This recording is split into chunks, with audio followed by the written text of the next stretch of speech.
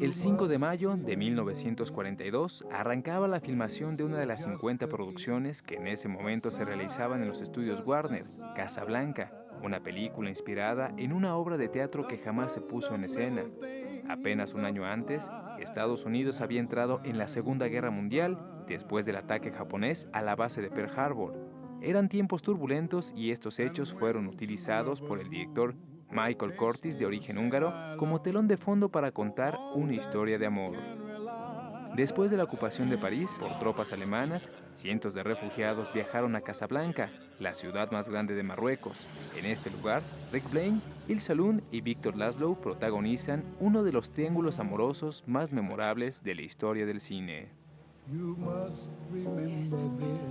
A kiss is just a kiss. A sigh. Ahí están estos amores tremendos, que llevan difíciles, 75 años y inspirando. que sigue uno pensando y dando vueltas. Y que sigue, nos ¿no? siguen reflejando, Sí, ¿no? O sea, sí. todos hemos vivido nuestro Casablanca, Claro. ¿no? O sea, en vez de avión, pues a lo mejor un bochito, ¿no? Así, si no te subes a ese bocho, te arrepentirás, ¿no? Maybe not today, maybe not tomorrow, but soon and for the rest of your life, ¿no? Claro, O sea, sí. ¿cuántas frases no nos ha dado Casablanca? Sí. Fíjate que hace como 25 años me tocó ir a los estudios Warner y me abrieron, me invitaron a las bodegas. Y entonces, que es padrísimo, es padrísimo. O sea, los Warner no tienen parque temático. Ajá. O sea, fui a otra cosa y me abrieron las bodegas y entonces estás viendo pues, la colección de teléfonos, cascos romanos, o sea, todo, imagínate lo que hay en una bodega de unos estudios de Hollywood. Entonces me dicen, mire usted esa ventana, tengo una colección de ventanas, hazme el favor, que son rectángulos de madera, ¿no? Dice, vea esa ventana, esa es la ventana más importante de los estudios. La veo, pues era madera, digo, ajá. Dice, ¿sabe por qué es la más importante? Digo, ¿por qué? Porque es la ventana donde se asomaban Humphrey Bogart e Ingrid Bergman a ver pasar a los nazis en Casablanca. Dice. Le digo, pero pues es una mugre ventana, ¿no? No, es la ventana de Casablanca. Dice, nunca la volvimos a usar. O sea, y no tiene nada en especial, pero para Warner, Casablanca es un hito. Es un fenómeno histórico, único, específico. Adoran el piano, que resulta que se han subastado 3 veces el piano de Casablanca. Y uno dice, pues, ¿cómo le hacen? Es que hicieron 5 pianos. Había 4 que las teclas estaban pintadas y uno que era pues, de veras y que el que tocaba Dudley Wilson. Porque después de Casablanca, en los 50 hubo una serie de televisión que se llamó Casablanca, en donde aparecía Dudley Wilson y lo ponían a tocar el piano y era pura finta. Bueno, Claro, sí. entonces esos son los que han subastado. Pero Dudley Wilson ni era pianista. Ni a pianista cantaba y listo, ¿no? Ahora, fíjate que una cosa muy curiosa de la canción, que bueno, es célebre, ¿no? Es que es una canción que ya era vieja, era de 1931. Entonces, que se había compuesto para una obra de teatro, Everybody's Welcome, y resultaba que pues había pasado sin pena ni gloria. Pero en la película resulta que tampoco le apostaban a esa canción, le apostaban a otra que cantan en Riggs, que era No Con Good, en donde todos tocaban madera y no sé qué tanto, era una canción más alegre. Y resulta que nadie peló la canción más alegre, y en cambio esta canción, que no era compuesta para la película, resultó, pues en fin, la definitoria para todos, para varias generaciones que identificamos Casablanca a partir de As Time Goes By. ¿Quieres que escuchemos un fragmento? Yo diría. A ver. Play as time goes by. Oh, I can't remember it myself. I'm a little rusty on it. I'll hum it for you. Da-dai, da-dai, da-da. Da-dai, da-dee, da-da.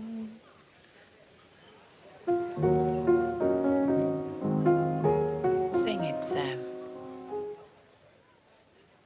You must remember this. A kiss is just a kiss. A sigh is just a sigh. The fundamental things apply as time goes by.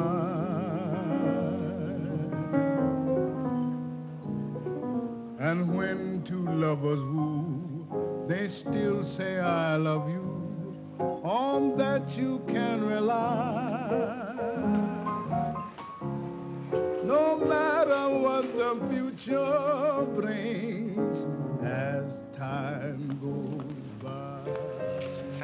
Vaya, no, hombre, esos ambientes. Hijo, no. Y además lo maravilloso es que la película, aunque es una película hecha totalmente en el estudio, e iba a ser muy barata, iba a ser una película muy barata, excepto que el productor se puso muy lanza. O sea, hay que recordar que el reparto original era Ronald Reagan y Ann Sheridan, que nadie se imagina a Ronald Reagan haciendo Riggs ahora, porque es uno de los papeles que definieron a Humphrey Bogart.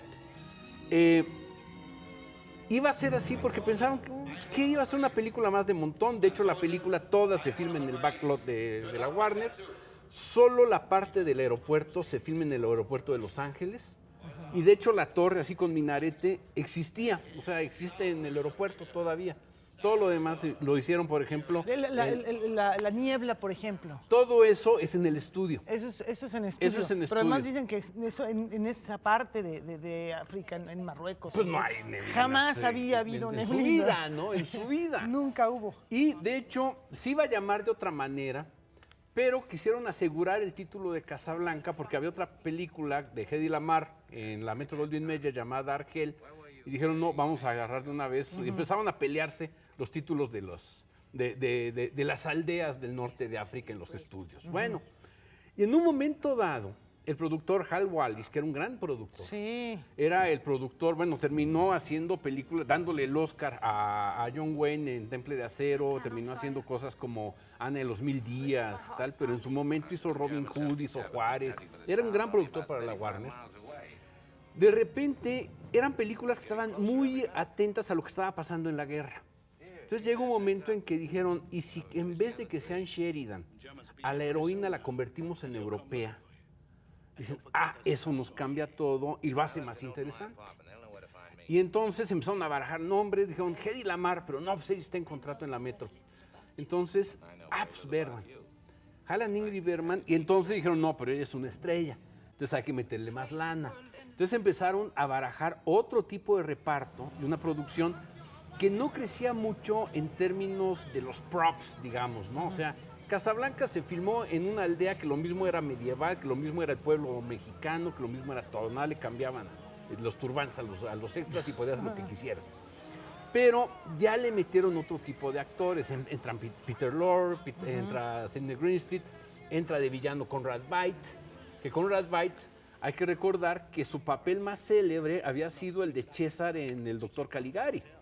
Él era el muerto vivo, ¿no? Del gabinete del Doctor Caligari, y había hecho una excelente carrera en el cine expresionista alemán.